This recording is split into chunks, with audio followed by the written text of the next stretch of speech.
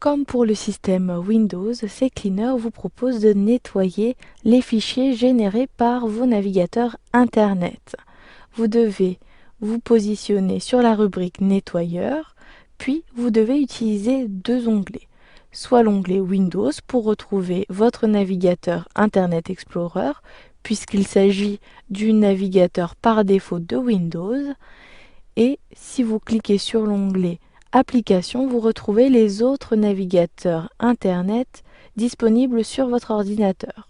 J'ai sur mon ordinateur le navigateur Mozilla Firefox installé, mais également, si j'utilise la barre de défilement, Google Chrome. Pour chacun des navigateurs, vous retrouvez à peu près les mêmes éléments. Donc il s'agit des mêmes éléments depuis l'onglet Applications. Par contre, ils diffèrent légèrement pour Internet Explorer.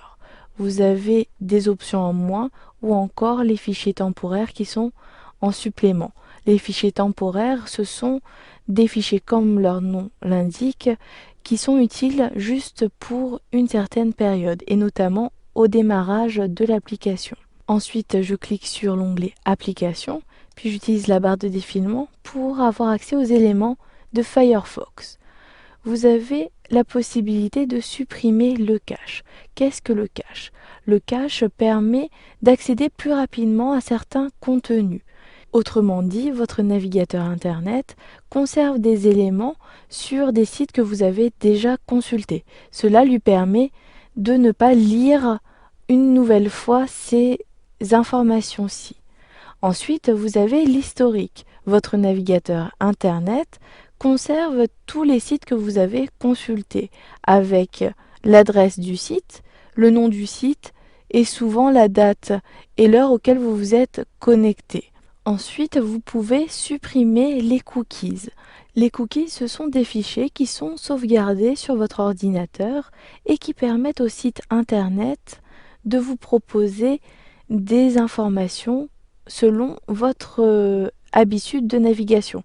Par exemple, si vous remplissez un formulaire avec votre nom Sarah, la prochaine fois que vous vous connecterez, le site pourra vous proposer Bonjour Sarah. Donc, vous pouvez supprimer ces éléments-là. Ensuite, vous pouvez supprimer l'historique des téléchargements. Donc, votre navigateur conserve tous les fichiers que vous avez téléchargés depuis le navigateur. Vous pouvez ensuite supprimer les sessions de connexion, les préférences de site ou encore les informations saisies dans les formulaires. Comme cela, vous n'êtes pas obligé à chaque fois de ressaisir certaines informations.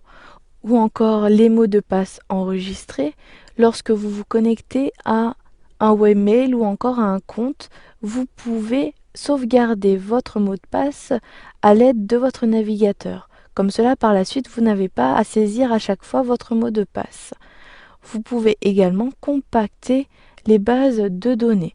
Donc vous voyez ici que CCleaner a sélectionné certains éléments par défaut. Vous pouvez très bien désactiver les options ou encore activer les autres options que vous souhaitez inclure dans le nettoyeur.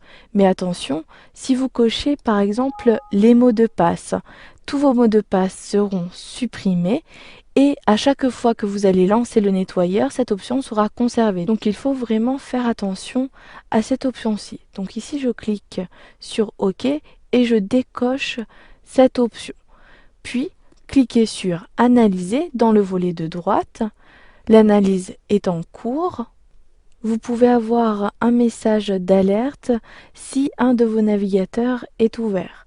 Cliquez sur Oui pour valider.